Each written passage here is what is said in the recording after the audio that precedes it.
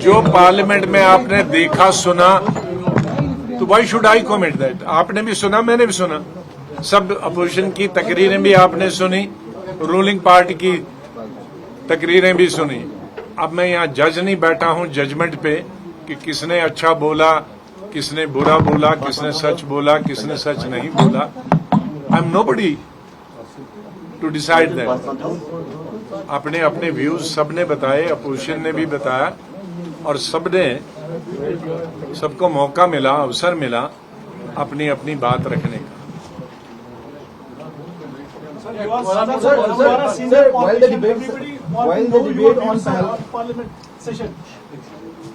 सिर्फ मैं इस हक में हूं,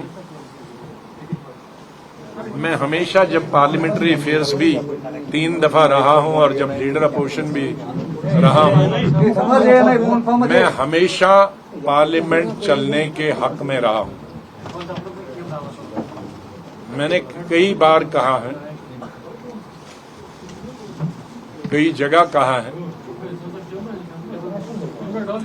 कि जब मैं पहली दफा चुन के आया था और कुछ अरसे के बाद मैं यूथ कांग्रेस का नेशनल प्रेसिडेंट बना था, तो उस वक्त कोई 40-50 के करीब यूथ कांग्रेस के लोग जीत के आए थे। तो सेंटर में हमको एक ब्लॉक दिया गया था यूथ। तो उस वक्त अपोजिशन का कोई लीडर खड़ा हो जाता था, उस वक्त अटल जी होते थे, तो मैं और मेरे साथी एकदम खड़े हो जाते थे उनको न बोलने दें। तो एक दिन इंदिरा जी ने मुझे एक कमरे में बुलाया पार्लियामेंट के कि ये आप नौजवान आए हो, आप शोर करने के लिए नहीं आए हो, पार्लियामेंट में बोलने के लिए आए हो, तो तैयारी करके बोला करो। और जो अपना विरोध है, उस वक्त हम रूलिंग पार्टी में है, या खिलाफ वाले आदमी ने जो बोला उसके पॉइंट तैयार करो, आर्गुमेंट तैयार करो। लेकिन लीडर को अपोजिशन के न रोकने से या न बोलने से या उसको रोकने से तुम लीडर नहीं बन सकते। मैंने वही बात 1982 की या 81 की अभी तक याद रखी। जब कभी भी किसी भी पोजीशन में हमारे साथियों ने हमको कहा कि विरोध करेंगे, हमने कहा हम तकरीर में विरोध करेंगे, पार्लियामेंट को छोड़कर विरोध नहीं करेंगे।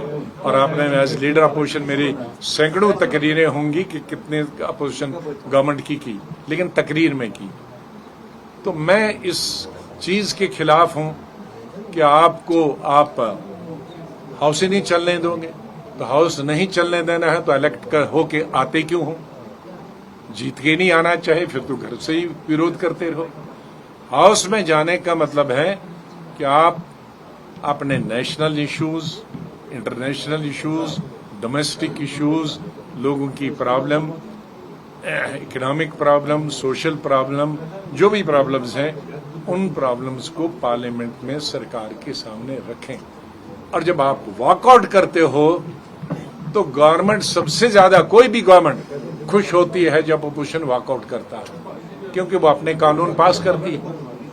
तो अगर अपोजिशन वॉकआउट करता है, पार्लियामेंट में नहीं रहता है, तो वो गवर्नमेंट की मदद होती है, गवर्नमेंट का विरोध नहीं होता है। मैं एज एक्स पार्लियामेंटेरियन बता रहा हूं। How do you see the opposition's demand of ensuring that the responsibility for Belgaum security labs is fixed? Do you see that? Well, I think that chapter has been closed.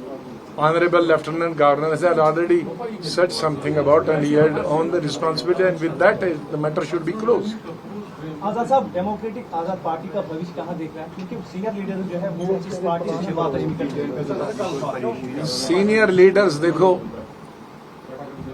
ये भी एक बहुत बड़ी बीमारी है। एक दफा जो मिनिस्टर रहता, वो जिंदा रहने तक मिनिस्टर बन के ही रहना चाहता, फिर वो इधर घुसता, इधर घुसता, उधर घुसता। तो घुस घुस के वो कोशिश कर रहे हैं, अभी जहां कब मिलेगी तब तक वो घुसते ही रहेंगे। लेकिन जो नहीं थे बेचारे, जो डीडीसी थे, बीडीसी थे, ये उसमें 3 गुना एडिशन हुई है 3-4 महीनों में। अब लेकिन हम मेरे को ही फैसला करना है कि चलाना है कि नहीं चलाना है, क्योंकि कश्मीर की पॉलिटिक्स मैंने जो बताई वो एक जज्बात पर ज्यादा चलती है, और मैंने अपनी जो बात बताई मेरी वो ट्रुथ एंड नॉन वायलेंस। मैं इलेक्शन में एक तकरीर नहीं कर सकता हूं और बाद में मैं एक ही तकरीर इलेक्शन में भी करूंगा, बाद में भी करूंगा, जम्मू में भी करूंगा, दिल्ली में भी करूंगा, श्रीनगर में करूंगा। अब लोग चाहेंगे कि मैं एक जगह एक तकरीर करूं, दूसरी जगह दूसरी तकरीर, वो मेरे बस का नहीं। आजाद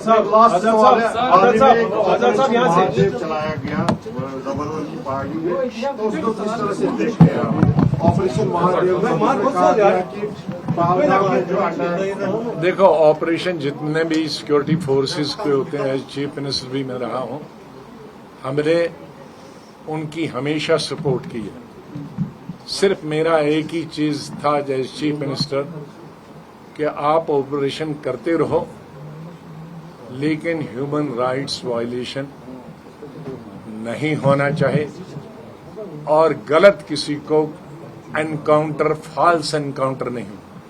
और यही वजह है कि मेरे वक्त में जब फॉल्स एनकाउंटर हुआ था, 3 लाल चौक से मजदूरों को उठाकर, रेडी वालों को उठाकर जब उनको दिखाया था कि 3 पाकिस्तानियों को हमने मारा, मैंने कब्रें खुदवा के 13 जिसमें एसएसबी भी, एसएसपी और इंस्पेक्टर पुलिस वाले थे, तकरीबन मेरे ख्याल में अभी भी 17 साल से वो जेल में है, तो उसके बाद किसी ने जुर्रत नहीं की। तो सिक्योरिटी फोर्सेस को पूरी फ्रीडम थी एक्सेप्ट फॉर दिस चीज कि फॉल्स एनकाउंटर नहीं होना चाहिए। आजाद साहब यहाँ से, आजाद साहब जस्ट 1 मिनट, आजाद साहब इधर, हाउ डिड यू सी यहाँ से, हाउ डिड यू सी आपने कहा राजीव को जिंदगी देनी democracy, but the democratic point of view, how did you see the political scenario of Jammu and Kashmir? Second, what about Donald Trump? What about Donald Trump who got the ceasefire call? Was it Trump or Modi? Because जो tariffs आ गए हैं पाकिस्तान के साथ बेहतरीन deal है, India को इस वक्त Well, Mr. Trump speaks so many things. Unfortunately, he speaks so many things. So it's very difficult. And the Prime Minister has made it clear on the floor of the House yesterday that no, this was our own decision, no country interfere. He has also mentioned about his talks with the Vice President of America. So with that, the chapter is closed. I think we have no reason not to believe our Prime Minister. He is elected Prime Minister. How do you see the political situation of Jammu and Kashmir? Because despite having a selected chief minister, on ground level... No. Chief Minister is elected. He is not selected. I must say, Chief Minister has been duly elected by the people.